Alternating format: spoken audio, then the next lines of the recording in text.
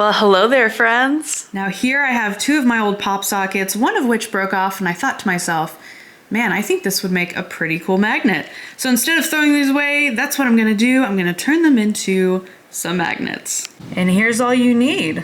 Your old pop socket, some very strong glue, and some very strong magnets. Now I got these magnets, I got them in a pack of 18 from Office Max, and they were about $7 for the whole pack, which I think is pretty good. And here we go, I got some glue, placing the final magnet, getting a bit of glue on my finger here. Oh no.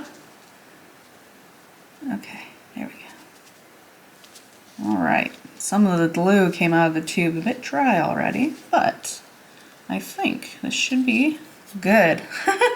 Awesome. Now these are the same magnets that I use for my paints in my face painting box, and they are so awesome. Now there are a bunch of places that you can get these magnets that are pretty cheap. I got mine, like I said, from Office Max, $7 for 18 of them.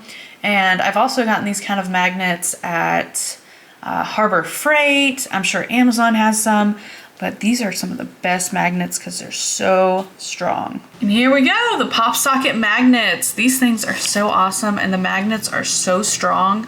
It'll hold almost anything on your fridge or any magnetic surface. So I really hope you guys enjoyed this one.